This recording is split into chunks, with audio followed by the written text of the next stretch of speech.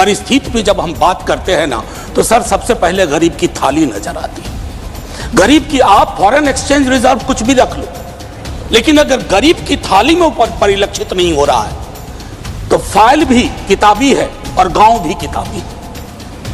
मैं सिर्फ और हाँ बहुत बढ़िया कहा जावड़ेकर साहब ने कहा 80 करोड़ लोगों को, हालांकि मैं उस शब्द का इस्तेमाल नहीं करूंगा कि मुफ्त कुछ नहीं होता है सर। मैं कई बार सदन में बोल चुका हूं, अगर 80 करोड़ लोगों को आपको अनाज देना पड़ रहा है तो मुझको अर्थव्यवस्था पर कोई टिप्पणी नहीं करनी है कि आर्थिक परिस्थिति क्या है, कितनी समावेशी है, वगैरह वगैरह। प्रधानमंत्री जी 14 में जब पहली बार चुने गए तो वो मंदिर मस्जिद की साइज के लिए नहीं चुने गए थे। 2 करोड़ प्रतिवर्ष नौकरियां उनका वादा था। 2 दाएं 20 करोड़। एक श्वेत पत्र तो बनता है कि हम कहां हैं सर, हम किन देशों से पीछे हो गए हैं पता है? छोड़िए अमेरिका यूरोप की बात, बांग्लादेश और नेपाल इनकम इनइक्वालिटी को एड्रेस करते हुए मानवीय सूचकांक में हमको पीछे छोड़ चुका है। यह है सर दस्तावेज, ये अनइक्वल। चुनाव आप फिर भी जीत जा रहे हैं। मैं मानता हूं आपने वो तिलिस्म विकसित कर लिया है कि समस्याओं को एड्रेस किए बगैर भी चुनाव कैसे जीते जा सकते हैं, लेकिन जिन बोतल से निकला ये जिन्न देश पर बहुत भारी पड़ने जा रहा है। जब कश्ती साबितो सालिम थी, साहिल की तमन्ना किसको थी? अब ऐसी शिकस्ता कश्ती पे साहिल की तमन्ना कौन करे? सभापति जी आपका बहुत बहुत धन्यवाद। मैं सिर्फ ये कहना चाहूँगा, आज सुबह जब पता चला कि economic situation in the country पर शॉर्ट ड्यूरेशन डिस्कशन है, तो मुझे कभी नहीं लगा था कि हमारी पूरी बातचीत टैक्सेशन, फॉरेन एक्सचेंज रिजर्व्स और वगैरह वगैरह की चीज़ों में रहेगी। अर्थव्यवस्था का वो एक चेहरा हो सकता है, लेकिन एक जनप्रतिनिधि जो राज्यसभा और लोकसभा में बैठे हुए हैं, उनके लिए आर्थिक परिस्थिति पे जब हम बात करते हैं ना तो सर सबसे पहले गरीब की थाली नजर आती है। गरीब की आप फॉरेन एक्सचेंज रिजर्व कुछ भी रख लो, लेकिन अगर गरीब की थाली में ऊपर परिलक्षित नहीं हो रहा है तो फाइल भी किताबी है और गांव भी किताबी है। मैं सिर्फ और हाँ बहुत बढ़िया कहा जावड़ेकर साहब ने कहा 80 करोड़ लोगों को, हालांकि मैं उस शब्द का इस्तेमाल नहीं करूंगा कि मुफ्त कुछ नहीं होता है सर। मैं कई बार सदन में बोल चुका हूं, अगर 80 करोड़ लोगों को आपको अनाज देना पड़ रहा है तो मुझको अर्थव्यवस्था पर कोई टिप्पणी नहीं करनी है कि आर्थिक परिस्थिति क्या है, कितनी समावेशी है, वगैरह वगैरह। सर माननीय उपसभापति जी सुधांशु जी जब बोल रहे थे तालियां बज रही थी, सत्ता पक्ष से बजती भी हैं। अब विजय साई रेड्डी जी को कष्ट हुआ तो उन्होंने कह भी दिया कि ताली क्यों नहीं बजा रहे हो। तो जब सुधांशु जी ताली बजा रहे के वक्तव्य पे ताली बज रही थी तो मुझे लगा कि गांव शहरों के बेरोजगार पर यह ताली कितनी भारी पड़ रही होगी।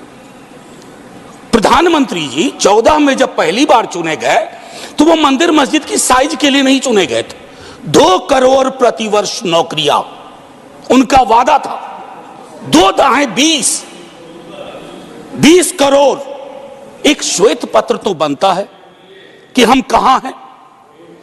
सर माननीय उपसभापति महोदय, मैं कुछ चीजें आपके मध्य, क्या ऐसा तो नहीं है कि हम मानव विहीन और मानवीयता विहीन ग्रोथ स्टोरी के पक्ष में भजन गा रहे हैं, करतल ध्वनि कर रहे हैं? सर कोई भी वैसा ग्रोथ जो फेसलेस हो, जॉबलेस हो, उस ग्रोथ से देश की हकीकत नहीं बदलती है। सर बड़ी बड़ी बात लोग कर रहे थे।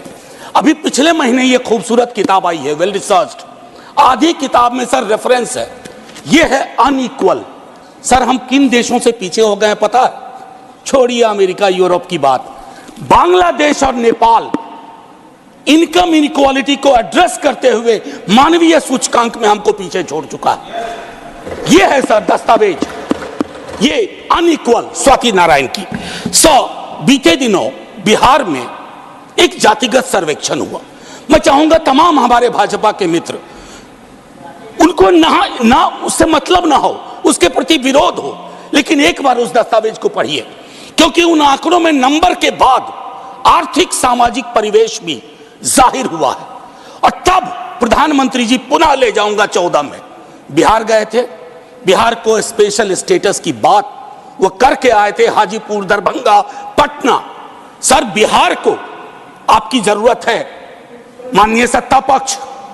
बिहार के पास रेवेन्यू के साधन कमतर हैं।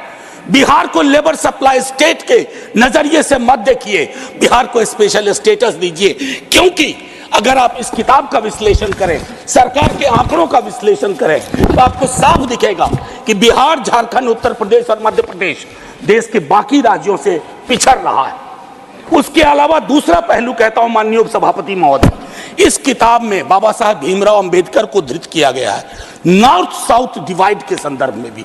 और ये पुरानी बात है सर, एफडीआई को ही देखिए कि नॉर्थ में कितना, साउथ में कितना, तो ये फर्क आपको साफ नजर आ जाएगा। इसलिए मैं कहता हूं कि बिहार को नए नजरिए से देखिए। जो शुरुआत वहां के मुख्यमंत्री नीतीश जी, तेजस्वी जी ने की, आप हैंड होल्डिंग करिए और स्पेशल स्टेटस दीजिए। दूसरी चीज सर, अगर मनरेगा में रूरल डिमांड बढ़ रहा है तो रूरल डिस्ट्रेस को एक्नॉलेज करिए। उसको एक्नॉलेज किए बगैर बात नहीं बनेगी। उसको डिनाइल से अब कुछ हासिल नहीं कर पाए। पॉवर्टी इंडेक्स पर आपने कई वर्षों से काम नहीं किया। आप आंकड़ों के बारे में तो सरकार का दृष्टिकोण है कि विश्व के टिम्बकटू में अगर एक आंकड़ा पक्ष का कोई बोल दो तो उसको प्रदर्शनी लगा देंगे। अगर कोई आंकड़ा सरकार को असहज करता है तो कहेंगे हम तो इसको मानते ही नहीं है, इनकी तो मेथोडोलॉजी खराब है। साहब नहीं, ये डिफरेंशियल दृष्टिकोण मत रखिए। हंगर इंडेक्स पे खुल के कहिए हम मीट नहीं कर पाए हैं। ये सत्ता पक्ष और विपक्ष का मामला नहीं है, ये मामला है हमारे कलेक्टिव फेलियर का। हमें एड्रेस करना होगा।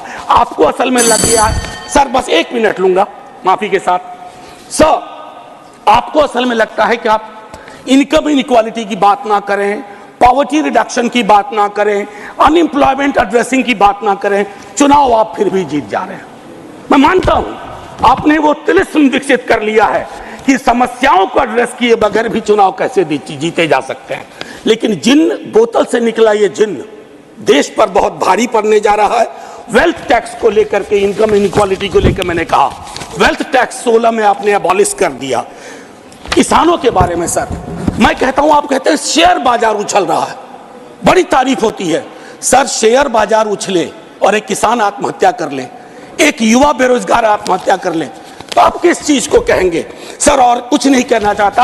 हाशिए के समूहों में पॉवर्टी की जो परिस्थिति है, आप बिहार का डेटा देखिए। आखिरी सर, एक सुधांशु जी बड़ी अच्छी चीजें बता गए, हमें तो लगा कि हम तो बेकार परेशानी है गरीबी से, भुखमरी से। 30 सेकेंड सर। तो मैं आपके माध्यम से अपने मित्रवर को कहता हूं, जब कश्ती साबितो सालिम थी, साहिल की तमन्ना किसको थी? अब ऐसी शिकस्ता कश्ती पे साहिल की तमन्ना कौन करे? जय हिंद सर। Thank you.